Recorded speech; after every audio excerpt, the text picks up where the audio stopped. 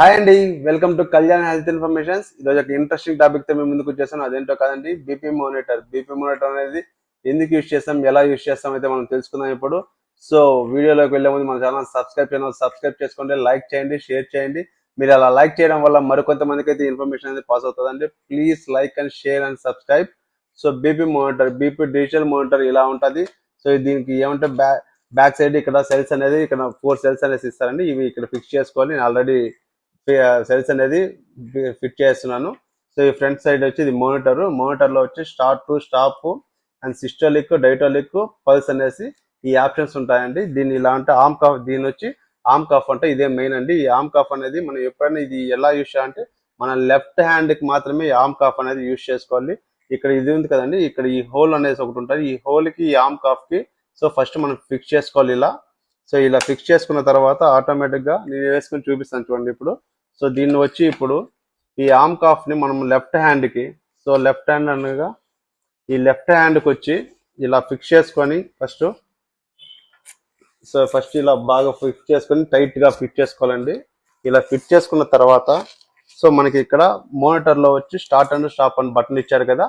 ఈ start and stop button ని ఇప్పుడు స్టార్ట్ అండ్ ప్రెస్ చేయగానే ఆటోమేటిక్ గా మోనిటర్ లో లైట్ అనేది ఆటోమేటిక్ గా అవుతుంది.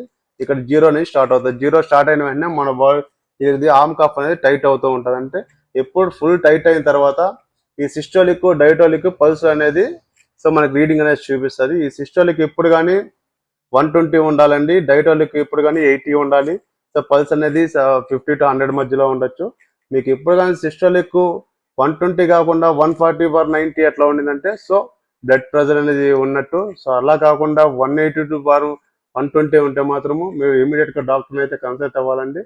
సో నాకు ఎంత రీడింగ్ వచ్చేది ఏమనేసి చూపిస్తాను. ఇంకోటి ఏంటంటే మెయిన్ గా సో ఇది చెక్ చేసేటప్పుడు 5 minutes అనేది రిలాక్స్ అయిన తర్వాతే ఇది చెక్ చేసుకున్నానంటే కరెక్ట్ రీడింగ్స్ అనేది చూపిస్తుంది. నాకు ప్రజెంట్ ఇప్పుడు హై లెవెల్కి వెళ్ళినాక ఇప్పుడు డౌన్ అవుతుంది. ఒకసారి నా రీడింగ్స్ అయితే చెక్ చేద్దాము. పల్స్ అనేది ఇక్కడ చూపిస్తుంది కదండి, heart beat. So heart beat ఎంత కొట్టుకుంటుంది ఏంటనేసి. సో సిస్టోలిక్ నాకైతే 120 ఉందండి, ఇక్కడ 80 ఉంది. సో నార్మల్ ఉన్నట్టు. నాకు పల్స్ సైడ్ వచ్చి 90 చూపిస్తుంది. సో ఇప్పుడు నాకు నార్మల్ గా ఉంది. సో అదే కానీ మీకు కానీ 180/120 ఉంటే మాత్రం ఖచ్చితంగా డాక్టర్ని అయితే కన్సల్ట్ అవ్వండి, మిస్ చేయకండి. ఇవైతే పాటిస్తూ ఉండాలి బీపీ మానిటర్ లో. సో ఇంతవరకు ఈ వీడియో చూసినందుకు థ్యాంక్ యూ సో మచ్.